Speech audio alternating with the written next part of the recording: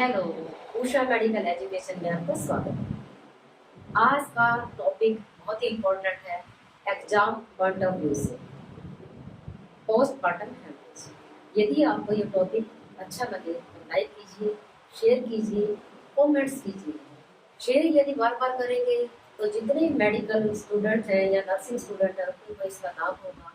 और bell icon को जरूर दबाएं ताकि आपको तुरंत प्रकार से आने वाली नोटिफिकेशन सबसे पहले मिल सके। सब्सक्राइब कीजिए ताकि और वीडियो मैं बना सकूं और मेरी मोटिवेशन जागृत हो सके। तो टॉपिक आज का पीपीएच। क्या होता है पीपीएच?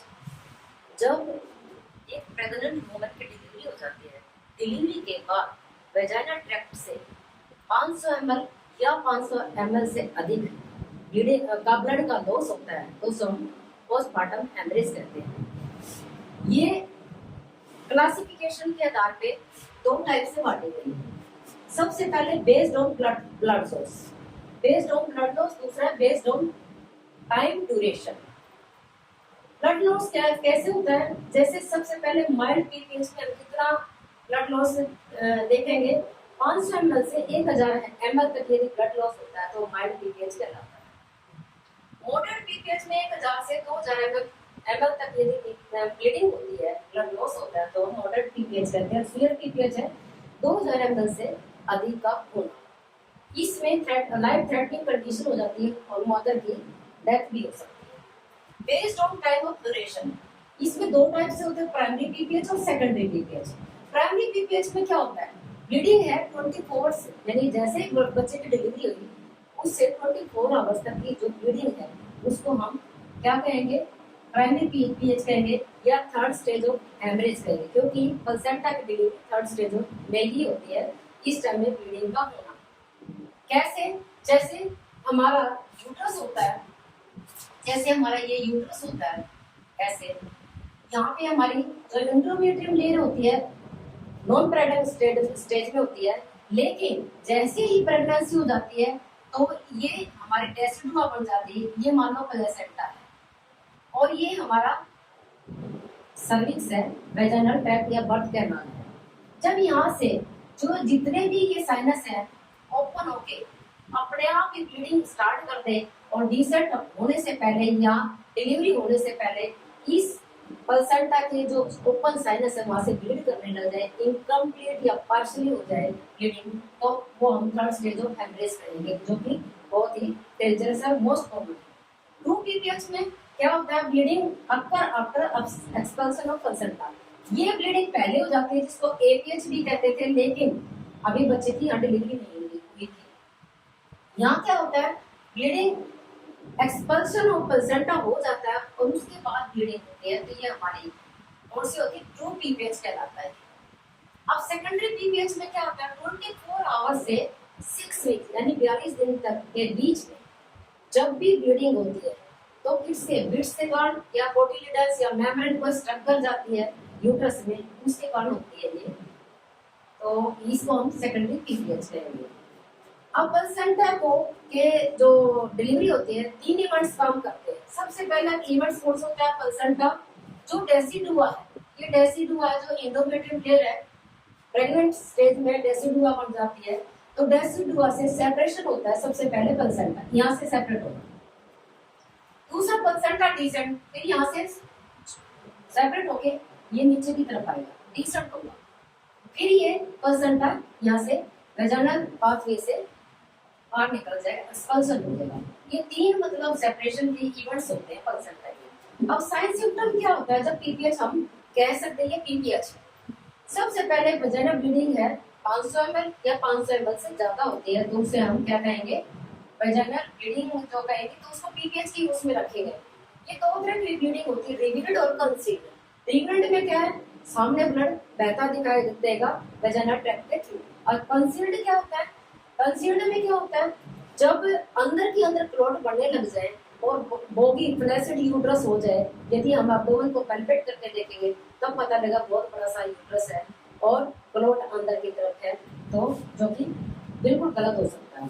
टैकीकार्डिया यानी नॉर्मल जो बीट होती है, हमारी हार्ट की बीट होती है नॉर्मल हमारी होती है 60 से 100 बीट पर मिनट, लेकिन यहाँ पे ये बीट 120 बीट पर मिनट हो जाती है तो ये टैकीकार्डिया बोला जाएगा। हाइपोटेंशन, बीपी का ड्रॉप होना, जो नॉर्मल बीपी हमारा कितना होता है 120 टू 80 mg, 80 mmHg, mmHg का मतलब मरकरी, ये हमारा सिस्टोलिक होता है, ये हमारा डायस्टोलिक होता है। लेकिन ये 60 से बिलो हो जाता है तो हमारे को क्या होगा, हाइपोटेंशन हो जाएगा।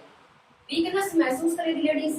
ये जो 3 साइन है, फर्स्ट साइन है, प्राइमरी साइन है, सबसे पहले पता लगता है बीपीएच के साइन है। फिर लेडीज को इन साइन के अनुसार, क्योंकि यहाँ पे क्या होता है हाइपोवोलुमिक शॉक हो सकता है मदर को, क्योंकि हमारा ब्लड जो बहता है वो उसमें 70% पानी होता है और उसकी वजह से यदि ब्लड साथ साथ लॉस हो रहा है तो इसका मतलब हाइपोवोलुमिक शॉक हो रहा है। वीकनेस होगी मदर को, रेस्टलेस होगी, थकावट होगी, फटीग यानी पैलर यानी बिल्कुल ही फीका पीला चेहरा हो जाएगा। अब ये जो फ्लैबी यूट्रस है, फ्लैसिड यूट्रस, सॉफ्ट और बॉगी यूट्रस किस लिए होता है, जो ये होती है कंसील्ड हेमरेज। कंसील्ड हेमरेज होती है यानी जो दिखती नहीं, लेकिन जब एब्डोमेन को पैल्पेट करते तब हमें पता लगता है ये अंदर से हेमरेज हो चुकी है और बीपीएच है। कोल्ड और क्रेमी स्किन होगी मदर की, चिपचिपी और बिल्कुल ठंडी स्किन हो जाएगी मदर की। अब ये कितना मतलब हो सकता है 10% के करीब हेमोक्रेटिक वैल्यू लॉस हो जाता है, क्योंकि इसमें से आरबीसी काफी हद तक निकल जाते हैं। यदि नॉर्मल डिलीवरी होती है तो ये 500 ml या 500 ml से ज्यादा ब्लीडिंग हो तो उसको हम पीरियड्स कहेंगे। यदि सर्जिकल सेक्शन यानी कि सर्जिकल ऑपरेशन से यदि हुई है ब्लीडिंग, सर्जरी से डिलीवरी हुई है तो ये 1000 ml से यदि ज्यादा ब्लीडिंग है तो इसको पीरियड्स कहेंगे। अब हम ये देखते हैं कॉजेज ऑफ पीरियड्स क्या है। 5 टाइप के कॉजेज हैं। सबसे पहले जो सबसे ज्यादा मोस्ट कॉमन है एटोनिसिटी ऑफ यूट्रस। अब प्लसेंटा कैसे सेपरेट होता है, जैसे मैंने 3 ही वर्ड्स बताए थे। जो यूट्रस है उसमें 3 लेयर होती है, मायोमीट्रियम लेयर, बीच की लेयर होती है मायोसिस मस्कुलर लेयर, पेरीमीट्रियम होती है ऊपर की लेयर जो कवर करके रखते हैं, इंडोमीट्रियम जो अंदर की लेयर होती है, जो जब भी इम्प्लांटेशन होती है तब वो लेयर डेसिडुआ बन जाती है। तो मायोमीट्रियल लेयर का क्या फंक्शन है, कॉन्ट्रैक्शन और रिट्रैक्शन। और मायोमीट्रियम में जो मसल्स होते हैं कैसे होते हैं, क्राइस क्रॉस मैनर्स में होते हैं, जिसको हम क्या कहते हैं लिविंग लाइगेचर भी कहते हैं। उन मसल्स को वो कॉन्ट्रैक्ट और रिट्रैक्ट होते हैं। और यदि उन मसल्स में का टोन किसी वजह से खत्म हो जाता है तो एटोनिसिटी ऑफ यूट्रस यानी कॉन्ट्रैक्शन और रिलैक्सेशन बहुत कम होगी, जिसकी वजह से पीरियड्स कॉज हो सकता है। कैसे पता लगा atonicity of uterus, boggy uterus होगा, फ्लैसिड यूट्रस होगा, सॉफ्ट होगा, ये 70 to 80% के करीब जो पीपीएच का कारण बनता है एटोनिसिटी से होता है। और इसमें कंसील्ड हेमरेज ज्यादातर पाई जाती है, कई बार तो रिवील्ड भी मिलती है। दूसरा है ट्रोमा। ट्रोमा में 20% के करीब क्या होता है पीपीएच के चांस होते हैं। इसमें वेजाइना में, सर्विक्स में, यूट्रस में, वल्वा में टीयर हो जाता है। और इसमें यानी कि टीयर होने की वजह से क्या होगा, ब्लीडिंग के यानी ब्लीडिंग होगी जो पीपीएच का कॉज कर सकती है। यदि ट्रोमा देखते हैं तो ट्रोमा में क्या होता है, हार्ड होता है, यूट्रस और फर्म होता है और कॉन्ट्रैक्शन वेल कॉन्ट्रैक्टेड होता है, लेकिन वहाँ टीयर है तो इसकी वजह से ब्लीडिंग हो रही है। और टीएस और मतलब टी इस पे काम करते हैं ट्रोमा में। टोन, टोन का मतलब यूट्रस की टोनिसिटी खत्म। दूसरा ट्रोमा यानी टीयर हो चुका कहीं ना कहीं से, चाहे वो इंस्ट्रूमेंटल हो चाहे किसी वजह से हुआ, वो ट्रोमा हुआ है वेजाइनल ट्रैक्ट में, पाथवे में, और उसकी वजह से ब्लीडिंग। या टिश्यू है, टिश्यू को इंजर्ड हुए हो, या थ्रोम्बिन। थ्रोम्बिन एक मतलब क्या होता है, थ्रोम्बिन जो क्लॉटिंग फैक्टर्स होता है, कुछ फैक्टर्स ऐसे होते हैं जो मदर के ब्लड में मिस होते हैं, जैसे फैक्टर 8 मिसिंग होता है। या बाय बर्थ जब बच्चा मतलब क्या होता है जब इंट्रायूटेराइन लाइफ में होता है, कुछ फैक्टर्स ऐसे होते हैं जो मिसिंग होते हैं और माँ में भी मिसिंग होते हैं, तो उसकी वजह से जो हमारा डीआईसी है यानी कोगुलेशन फैक्टर वो क्या होता है डिस्टर्ब हो जाता है। तीसरा रिटेन टिश्यू। रिटेन टिश्यू 10% के करीब होते हैं। इसमें बीड्स, कोटिलिडन्स, मेम्ब्रेन्स वगैरह का यूट्रस में ही रिटेन हो जाते हैं, क्योंकि इनकम्प्लीट और पार्शियल यदि या अब्रोप्ट प्लेसेंटा होता है तो ये रिटेन टिश्यू वहाँ पर रह सकते हैं, रेसिडुआ के पास रह सकते हैं, जिसकी जो टिनी पार्टिकल्स होती है वो ब्लीड करती है। कोगुलोपैथी, अभी मैंने बताया कोगुलोपैथी में कुछ फैक्टर्स ऐसे होते हैं जो मिसिंग होते हैं, जो बायबर्थ होते हैं, उसकी वजह से कोगुलेशन ना होने की वजह से क्या होता है, ये ब्लीडिंग, कोगुलेशन ब्लीडिंग टाइम और सीटी टाइम, ब्लीडिंग टाइम और क्लॉटिंग टाइम होता है। यदि हमारा ब्लीडिंग टाइम ज्यादा, क्लॉटिंग टाइम कम हो तो कोगुलोपैथी हो सकती है। प्लेसेंटा अबनॉर्मलिटी, यदि प्लेसेंटा की अबनॉर्मलिटी हो, जैसे प्लेसेंटा एसिडिटा, प्लेसेंटा क्या करेगा, पहले तो वो डेसिडुआ एंडोमेट्रियम लेयर पे ही होता है ना, लेकिन कई बार ये मायोमेट्रियम लेयर और पेरीमेट्रियम लेयर तक अंदर जाके घुस जाता है, तो उसकी वजह से प्लेसेंटा के अबनॉर्मलिटी से प्लेसेंटा एसिडिटा जब ये कॉन्ट्रैक्शन जैसे 10 मिनट के 5 से 10 मिनट के अंदर जैसे डिलीवरी बच्चे की हो जाती है, उसके तुरंत प्रभाव से प्लेसेंटा अपने आप सेपरेट होने लग जाता है। लेकिन ये तीनों लेयर के अंदर घुस जाता है प्लेसेंटा एसिडिटा, तो वहां से इनकम्प्लीट सेपरेशन प्लेसेंटा की हो जाती है, जो साइनस वहां के ओपन रह जाते हैं और ब्लीड करते रहते हैं। अब कोजेस एस्टोनिसिटी यूट्रस की क्या क्या कोजेस हो सकते हैं हमारे, सबसे पहले ग्रैंड मल्टीपारा, ग्रैंड मींस जो पांच बेबी वो डिलीवर कर चुके हो, मोर देन 5 बेबी डिलीवर कर चुके हो, उसको ग्रैंड मल्टीपारा कहेंगे। इनकम्प्लीट एक्सपेल्शन ऑफ प्लेसेंटा, अभी मैंने बताया इनकम्प्लीट यदि एक्सपेल्शन होगा तो जो ओपन साइनस है वहां के या ब्लड वेसल है वो पूज करती रहेंगे, रिसाव करती रहेंगे, हमारी ब्लीडिंग चलती रहेगी। अब्रप्ट प्लेसेंटा, बच्चा डिलीवर हुआ नहीं और उससे ही पहले सेपरेशन अपनी जगह से डेसिडुआ से सेपरेट हो जाता है प्लेसेंटा, उसको अब्रप्ट प्लेसेंटा कहेंगे। प्लेसेंटा प्रीविया, नॉर्मल प्लेसेंटा हमारा अपर सेगमेंट में होता है, ये हमारा अपर सेगमेंट होता है, अपर सेगमेंट, ये हमारा लोअर सेगमेंट है। अपर सेगमेंट में नॉर्मल प्लेसेंटा हो, लेकिन ये नॉर्मल यहाँ ना होके यहाँ हो जाए, यहाँ हो जाए या इसको कवर कर दे, तो ये हमारा प्लेसेंटा प्रीविया होता है। जैसे जैसे मतलब कॉन्ट्रैक्शन स्टार्ट हो जाती है और यदि अनडायग्नोज लेडी है, फीमेल है, डिलीवर के लिए आई है, तो यदि हम स्पेकुलम से ब्लीडिंग को देखेंगे तो प्लेसेंटा प्रीविया मिलेगा। Over distension of uterus, over distension यानी कि बहुत बड़ा यूट्रस यानी पेट दिखेगा, यूट्रस बन जाएगा, यूट्रस बड़ा है, क्यों बड़ा है, या तो डायबिटिक जो मिलाइटिस वाली लेडीज होती है, फीमेल होती है जो प्रेग्नेंट होती है, मैक्रोसोमिया, उनका बिग साइज का बच्चा मिलेगा। मल्टी प्रेगनेंसी 2 या 3 4 बच्चे भी हो सकते हैं। और पॉलीआटोमिनस जो हमारा 1000 या 1500 ml से एमनियोटिक फ्लूइड ज्यादा हो जाते हैं, तो उससे ओवर डिस्टेंशन ऑफ यूट्रस होने की वजह से जो मायोमेट्रियम लेयर का प्रेशर होता है कॉन्ट्रैक्शन रिलैक्सेशन का, वो कम हो पाता, प्रॉपर्ली नहीं हो पाता। प्रोलॉन्ग और प्रेसिपिटेट लेबर, नॉर्मल लेबर हमारी 14 से 10 से 14 घंटे तक की होती है प्राइमरी की और 8 से 10 घंटे की सेकंड मल्टी की, लेकिन ये 18 घंटे से यदि ज्यादा, 18 घंटे से ज्यादा यदि लेबर हो जाती है तो उसको प्रोलॉन्ग लेबर कहेंगे। प्रेसिपिटेट लेबर 2 घंटे के अंदर डिलीवरी यानी rapid expulsion of baby, rapid expulsion of baby, इसमें प्रेसिपिटेट लेबर में भी पीपीएच का कॉज हो सकता है। फुल ब्लैडर, आपको पता है जो फंडस है यूट्रस का, उसके ऊपर ही हमारा ब्लैडर पड़ा हुआ, लेकिन यदि फुल ब्लैडर होगा तो जो फुल ब्लैडर पीपीएच का कॉज कर सकता है।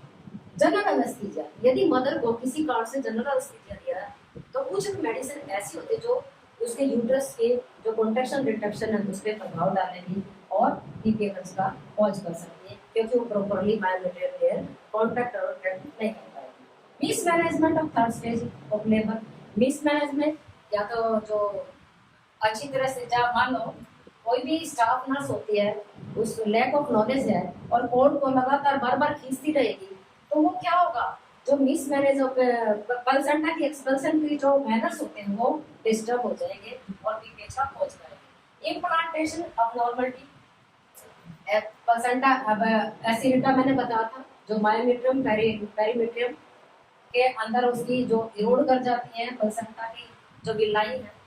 फाइब्रॉइड यूट्रस यदि है, यूट्रस के आगे पीछे साइड में कहीं भी मतलब यदि फाइब्रॉइड होते हैं वो ब्लीड करेंगे और वो भी कॉज कर सकते हैं जो मायोमेट्रियम लेयर है, जो कॉन्ट्रैक्शन पे आती है तो वो इम्प्रॉपर फंक्शन करेगी, यानी एक्टिविटी अच्छी नहीं होगी। मालन्यूट्रिशन और अनीमिया, यदि मदर मालनरिश है और साथ में अनीमिया, अनीमिया के कारण क्या है, पतला ब्लड होगा और उसकी वजह जो माँ का फोर्स होगा, यदि वो फोर्स लगाएगी किसी तरह से, फोर्स में थक जाएगी, ऊपर से जो आपके ट्रिप्लेन है प्रॉपरली क्या फंक्शन नहीं करेगी। ये हमारे cause of atonicity of uterus के होते हैं।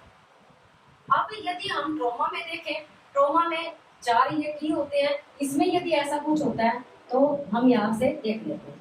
अब हम मैनेजमेंट करना चाहिए। मैनेजमेंट क्या करें, सबसे पहले हमें कप शेप बना के फंडल मसाज करना चाहिए हमें, जो प्रेग्नेंट वुमन है उसका।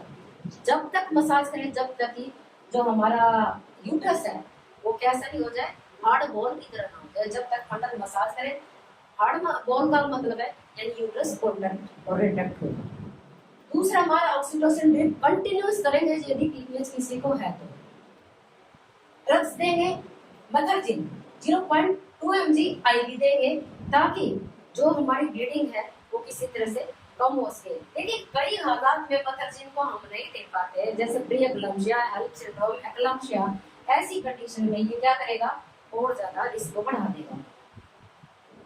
मीजोप्रेस्टेट देते हैं हम पर रेक्टल 800 से 1000 माइक्रोग्राम से हम मीजोप्रेस्टेट अंडर रेक्टम दे देते हैं हम पीपीएच को कम करने। ब्लैडर एम्प्टी करेंगे, कैथेटर डालेंगे और कैथेटर डाल के यूरिन को निकालेंगे। सेडेटिव ड्रग्स देंगे, ये मदर की अकॉर्डिंग टू कंडीशन होती है। यदि ज्यादा ही पेन है या ज्यादा ही मदर की फटीग में है, बहुत ज्यादा शॉक में आता है, हम मॉर्फिन देंगे 15 mg आई।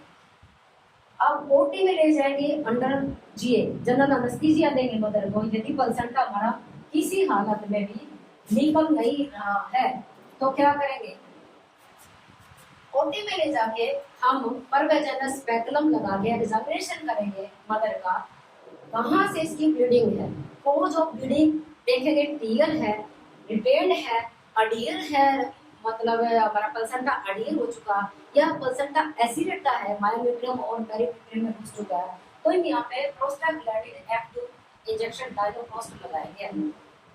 यहाँ तक हमारा है, कोशिश करते हैं हम किसी तरह से प्राइमरी स्टेज में ये सारी चीजें ठीक कर देंगे। लेकिन जब पेशेंट का प्लेसेंटा फिर भी नहीं निकल पाता तो हम बाय मैनुअल कंप्रेशन देंगे पेशेंट। कैसे, inner to outer, outer side से राइट हैंड के ऐसे एक फिंगर्स की कलेक्शन कर लेंगे और उसको वेजाइना के थ्रू इंसर्ट करेंगे। ऊपर से फंडस है, यूट्रस का फंडल प्रेशर है, वहां से इधर से प्रेशर देंगे और इधर से क्या करेंगे, जो फीस्ट है जैसे ही वेजाइना में जाती है तो उसको हम क्या, इसको ऐसे को हम अंदर की तरफ लेके जाएंगे, ऐसे लेके जाएंगे और फिर इसको फिट्स बना देंगे अंदर की तरफ। इधर से ऊपर से हमारे फंडल प्रेशर होगा और नीचे की तरफ से मुट्ठी का प्रेशर होगा, जो कि 15 मिनट तक दे सकते हैं, ताकि जितने भी ओपन साइनस है यूट्रस के वो किसी तरह से प्रेशर के कारण बंद हो जाए, हमारी ब्लीडिंग स्टॉप आ जाए, हो जाए और हम प्लेसेंटा को निकाल सके। तो ये है फिट्स, फंडल प्रेशर दे के हम ब्लीडिंग को रोक सकते हैं। अगला है टाइट इंट्रायूट्राइन पैकिंग। कैसे करेंगे, जो रिबन है, रिबन टाइप की जो 16 मीटर का रिबन होता है, गॉज का रिबन होता है, उसको एसेप्टिक टेक्निक से पहले स्टरलाइज करके रखेंगे। और जो हमारा स्पंज होल्डर है, जो हमारा होल्डर है, उसकी सहायता से कौन से मैनर में, लेफ्ट टू राइट मैनर में और टॉप टू बॉटम मैनर में भी यूट्रस की पैकिंग करेंगे, टाइट पैकिंग करेंगे, ताकि जो ओपन साइनस है किसी तरह से प्रेशर की वजह से वहाँ की जितनी ब्लड वेसल्स हैं वो क्या करें, कॉन्टैक्ट हो जाए और हमारी ब्लीडिंग स्टॉप हो जाए। एक है बक्टरी कैथेटर, जिसमें हम नॉर्मल सेलाइन 200 ml से 500 ml तक डालते हैं। कैसे, जैसे एक कॉन्डम होता हमारा, हम कॉन्डम की सहायता से एक कैथेटर हमारा जो पोलिस कैथेटर उस पर लगा देंगे और वहाँ से जो हमारा सेलाइन डालते हैं, जो नॉर्मल सेलाइन है, वहाँ से इन्फ्लेट करेंगे हम बैलून को। बैलून कौन सा है, जो हमारा कॉन्डम लगा दो, उस बैलून को इन्फ्लेट कर देंगे। बैलून मैनर्स में क्या होगा, कुछ घंटे तक उसको देंगे कि वो फूल जाएगा। फूलने का मतलब किसी तरह जहाँ वहाँ की ब्लड वेसल्स हैं या ओपन साइनस है वो चिपकी रहे और हमारी ब्लीडिंग को स्टॉप किया जाए। लेकिन यदि इन सब के करने के बाद भी हमारा प्लेसेंटा नहीं निकलता है तो हमें क्या करना पड़ेगा, नेक्स्ट हम सर्जिकल मैनेजमेंट करेंगे। सर्जिकल अब सर्जिकल मैनेजमेंट में क्या करेंगे, क्योंकि पेशेंट अभी ओटी में है, यदि ऐसे ये सारी चीजें फेल हो जाती तो हमें सबसे पहले bye manual ligation of uterine artery, जो यूट्रस को आर्टरी जो सप्लाई करती है, यूट्राइन आर्टरी है वो सप्लाई करती है, उनको क्या करेंगे, लाइगेट कर देंगे, लाइगेट ऐसे ऐसे, ताकि हमारी ब्लीडिंग को स्टॉप किया जा सके। यदि इससे भी ठीक नहीं होता, लाइगेशन ऑफ यूट्राइन आर्टरी के साथ ओवेरियन आर्टरी, ऊपर से ओवरी होती है, यहाँ से ऐसे पूरे मैनर्स में हम इस आर्टरी को क्या करेंगे, लाइगेट करते हैं, इसको यूट्राइन आर्टरी को और ओवेरियन आर्टरी को। तीसरा हमारा जो यूनिलेटरल यानी एक साइड का 70% के करीब ये मैनर्स यूज किया जाता है सर्जरी में, और बायलेटरल 85% के करीब ये मैनर यूज किया जाता है लाइगेशन का। इसमें क्या करते हैं, इंटरनल इलियक आर्टरी जो होती है उसको लाइगेट कर देते हैं, और ताकि ब्लीडिंग को स्टॉप किया जा सके और प्लेसेंटा को किसी तरह से निकाला जा सके। फिर भी यदि प्लेसेंटा नहीं निकलता है, लास्ट ऑप्शन हमारा होता है हिस्टेक्टमी। हिस्टेक्टमी का मतलब रिमूवल ऑफ यूट्रस। कई बार क्या होता है, पेशेंट की लाइफ थ्रेटनिंग या ब्लीडिंग इतनी ज्यादा होती है, हाइपोवोलेमिक शॉक में होती है, पेशेंट की जान को बचाने के लिए, क्योंकि जैसे प्लेसेंटा एसिडिटा होता है वो इतना अडियल हो जाता है, बिल्कुल यूट्रस में चिपका रह जाता है, ब्लीडिंग किसी तरह से बंद नहीं होती, तो डॉक्टर को पेशेंट की जान बचाने के लिए कई बार पेशेंट का यूट्रस तक रिमूव किया जाता है ताकि उसकी जान को बचा जा सके। ये टॉपिक आपको कैसा लगा? यदि आपको अच्छा लगा और शेयर कीजिए, सब्सक्राइब कीजिए और कमेंट्स जरूर दीजिए, ताकि मैं, और यदि कुछ भी आपको आगे कमेंट्स, यदि कुछ वीडियो बनाने में तो आगे नेक्स्ट टाइम में कुछ जरूरत है तो उसके लिए कमेंट्स लिखिए, ताकि मैं अगली वीडियो आपके लिए बना सकूं और आपको बेनिफिट दे सकूं। नमस्कार।